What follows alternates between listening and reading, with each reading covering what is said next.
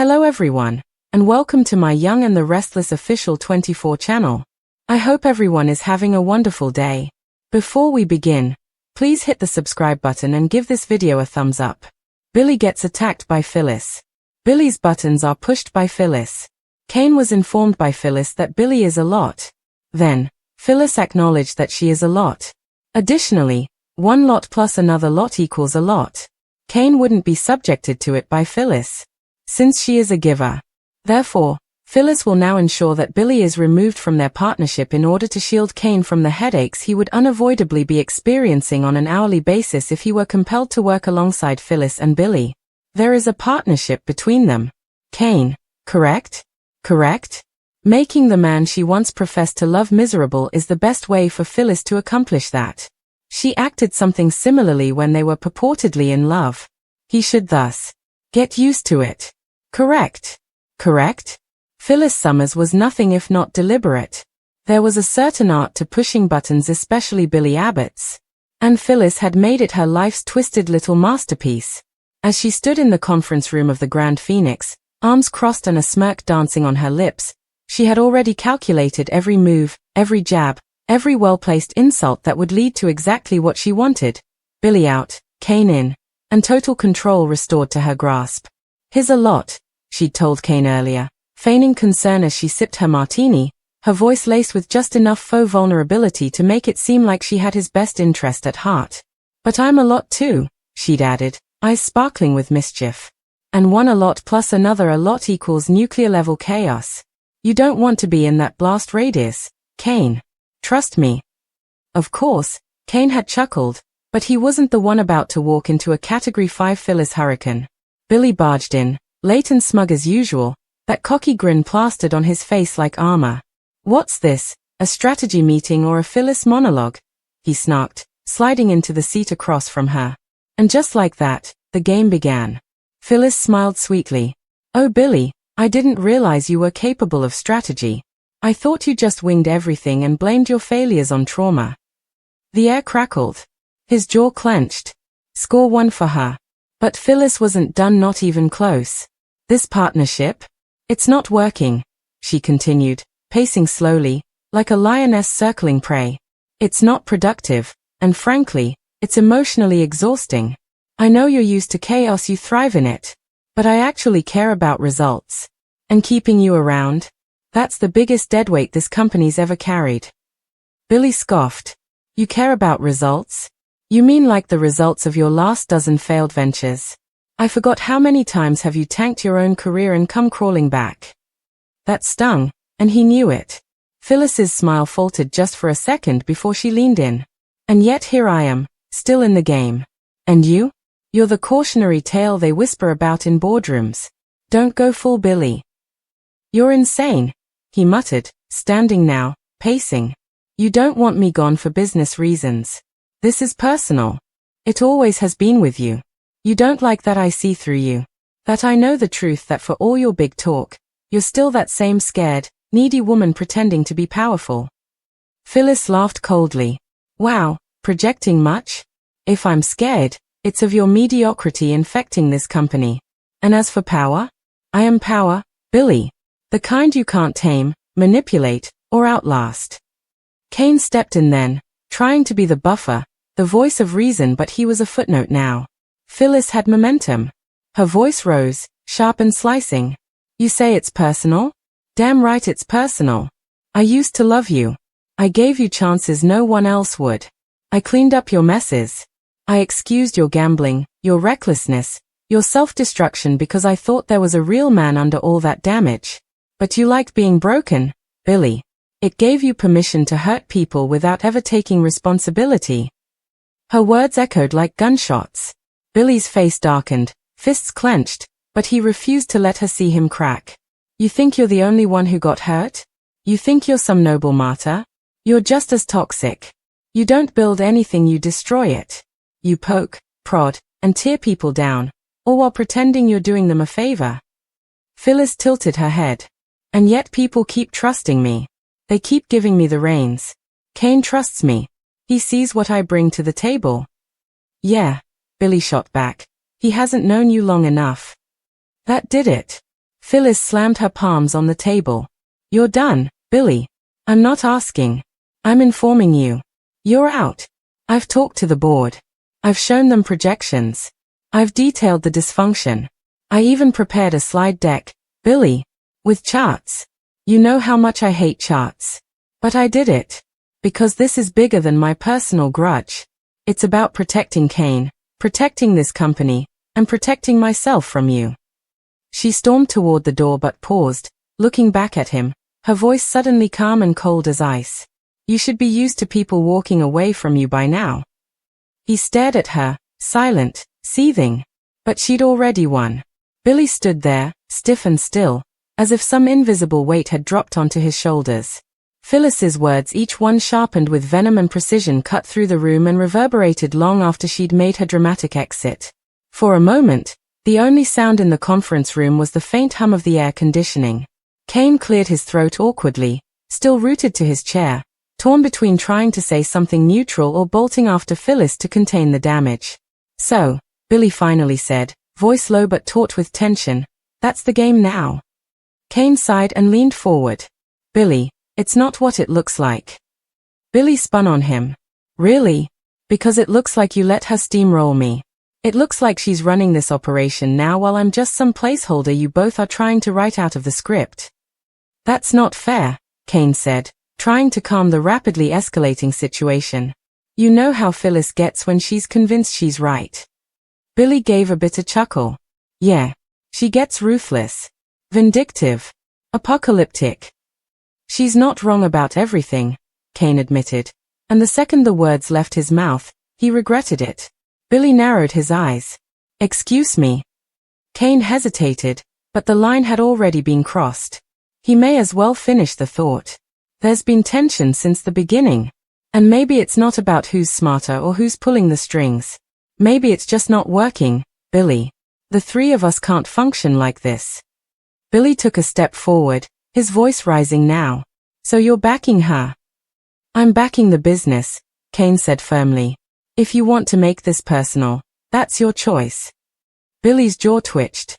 He turned, pacing, gripping the back of a chair like he needed to ground himself. You have no idea what you're getting into with her. She'll smile while she cuts your legs out from under you. She'll light the whole place on fire just to keep warm. I'm not afraid of Phyllis, Kane replied. Billy laughed loud and incredulous. You should be. Across the Grand Phoenix, Phyllis had retreated to her suite. She wasn't hiding. No. She was regrouping. It was one thing to hurl a verbal grenade at Billy in a boardroom. It was another to navigate the aftermath. But that was where Phyllis excelled. Crisis. That was her native language. She poured herself a glass of wine, kicked off her heels, and dropped onto the sofa. Her fingers hovered over her phone before she finally called Amanda Sinclair. Please tell me this isn't about Billy again, Amanda said as she answered. Phyllis didn't miss a beat. He's out. Or he will be. I gave him the most humiliating dressing down of his life in front of Kane. I don't even think he blinked. And, why was that necessary again? Amanda asked wearily. Phyllis took a long sip. Because Kane deserves better than to be shackled to a human wrecking ball. Billy's not stable. He's not consistent. And I am not about to let our business fail because of his drama. Amanda was silent for a beat. You're sleeping with Kane, aren't you? Phyllis nearly choked. What? No. Well, not yet. That's beside the point. I like Kane. He's methodical. Smart. He listens. He's not impulsive. He's not Billy, Amanda finished for her. Phyllis stared at the ceiling. Exactly. Amanda exhaled. Just don't burn everything down in the process. No promises, Phyllis muttered. Billy didn't leave the building. That would have been surrender. Instead, he waited. He brooded. He plotted. And when he finally made his way to Phyllis's suite, he wasn't there to plead or negotiate. He pounded on the door. Phyllis opened it slowly, her expression immediately shifting to amused contempt. Wow, you didn't even wait a day to come grovel. Billy brushed past her, uninvited. This ends now. You don't get to decide that, she replied coolly, shutting the door behind him. You're not in charge anymore, remember? Billy turned to face her. You think Kane's going to back you all the way? That once the dust settles, he won't see exactly what you are? Phyllis's smile faltered. I think he already knows who I am. And he still wants to work with me. You've always been good at selling a fantasy, Billy growled. But eventually reality catches up. It always does. Oh please, she snapped. You're just mad because for once, someone saw through your charm and didn't let you coast. I didn't fall for it again, Billy. I refused. Billy's voice dropped into a low, dangerous tone. You can sabotage me. You can twist everything. But you know what'll really burn you, Phyllis? You'll never get what you really want: control. Not over me. Not over Kane. Not over this company. She laughed, but it didn't quite reach her eyes. I already have it. Billy stepped closer. Then why are you still fighting so hard? Phyllis's throat bobbed, but she didn't answer. Because he was right. She wasn't just trying to remove Billy from the company. She was trying to cleanse herself of him. Every lingering memory, every time she let herself believe he'd changed, every flicker of vulnerability she'd once allowed in his arms. She wanted to erase it. Rewrite the story. Cast herself as the victor. But history had a way of clinging. Later that night, Kane stood outside Phyllis's suite. He hadn't wanted to get in the middle of their war, but now he was. Whether he liked it or not. He knocked. She opened the door, expression immediately softening when she saw him. Hey. You all right? He asked. She nodded, stepping aside to let him in. I'm fine. Just finished destroying someone's ego. I saw Billy earlier, Kane said. He's not taking this lightly. He never does. I mean it, Phyllis, Kane said seriously. He looked like he was ready to explode. This might not be over. Phyllis poured him a drink and handed it over. Good. Let him try. Kane didn't take the glass. You sure this isn't about something else? What do you mean? You said it was about protecting the business, protecting me. But I've seen you angry before, Phyllis. This felt personal. She looked away.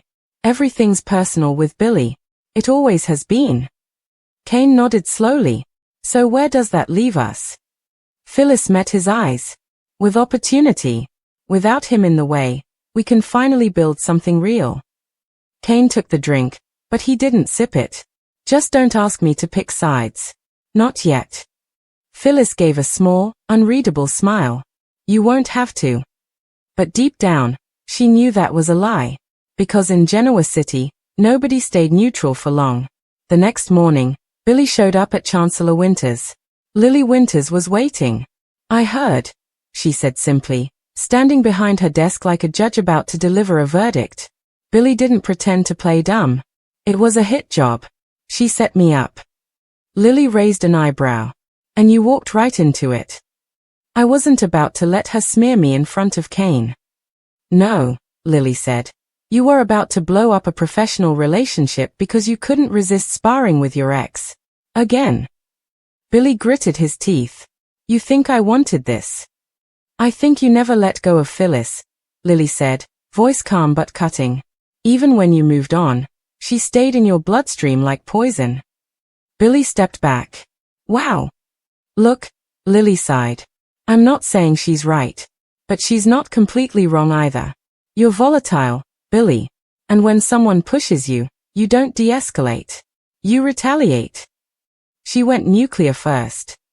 And now you're both radioactive, Lily muttered. What are you going to do? Billy looked at her for a long beat. Whatever it takes to stay in the game. Meanwhile, at Society, Jill Abbott stirred cream into her coffee like she was preparing a battle potion. Devon had just finished updating her on the latest round of board tensions. Phyllis made a power play. Jill asked, not hiding her disbelief. And Billy let her. He didn't let her, Devon replied. But she cornered him. Kane's stuck in the middle. And now there's talk of a full restructuring. Jill leaned back, displeasure rolling off her in waves. Billy may be impulsive, but Phyllis is chaos incarnate. I will not let her manipulate this company into her next revenge fantasy. Then you might want to act fast, Devon said. She's already making calls. Trying to swing votes. She's got a plan. Oh. Jill smiled grimly. So do I. Jill Abbott didn't waste time. She marched straight into the Grand Phoenix, heels clicking like gunshots, a designer handbag slung over her shoulder and war written on her face. The front desk staff scurried to get out of her path as she ascended the stairs. No one dared stop her. This wasn't a woman who requested meetings. Jill made demands.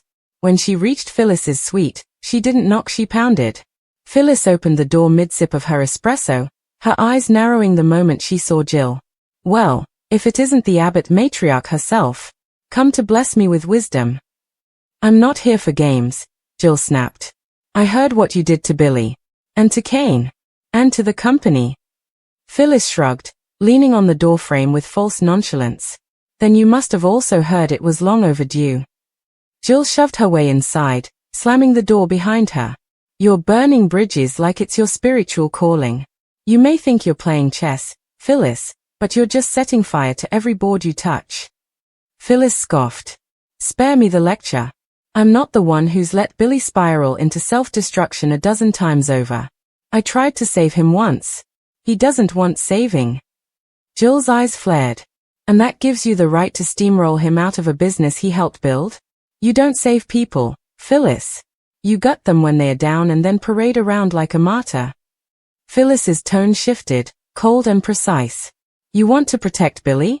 Then tell him to stop pretending he's still the visionary of this operation. He's reckless. He's erratic.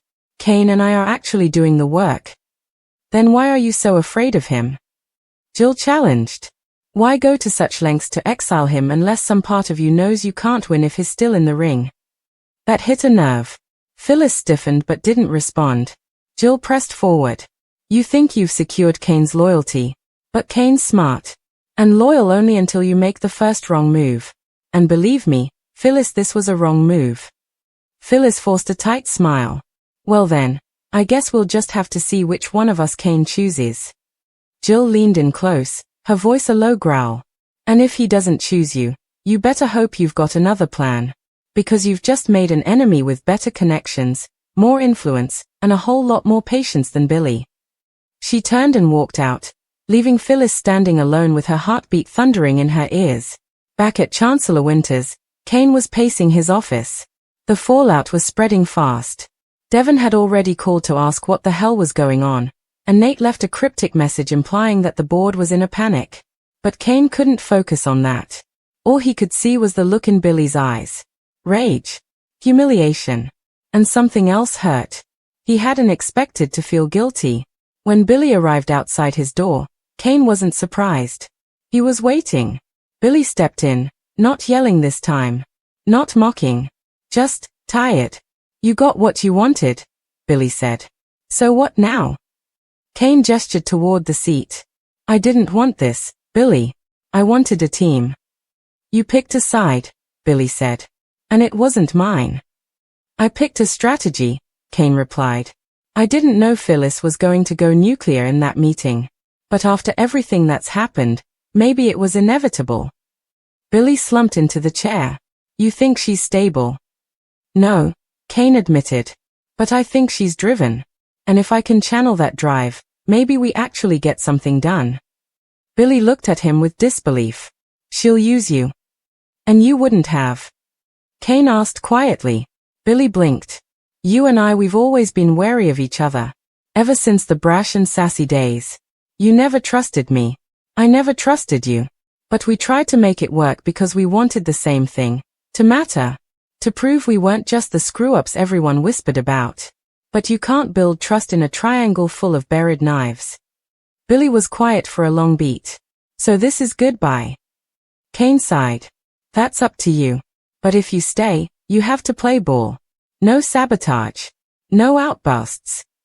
Billy chuckled bitterly. So, be the opposite of who I am. Kane shrugged. Just, try being the version of you that doesn't need revenge. Billy stood slowly. If I walk away now, she wins.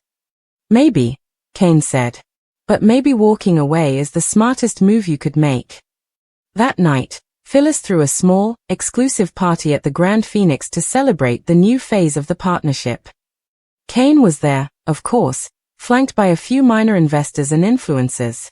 The drinks flowed, the speeches sparkled, and Phyllis looked every bit the victorious queen. But victory didn't sit as comfortably as she thought it would. She kept checking the elevator, half expecting Billy to crash the party, yell something damning, and shatter her illusion. He didn't. Not yet. Kane raised his glass. To momentum. To progress, Phyllis replied, smiling as she clinked glasses. But the smile didn't quite reach her eyes. Because Billy was quiet and Billy was never quiet for long. And if she'd learned anything from loving him, it was that silence was always the calm before the storm.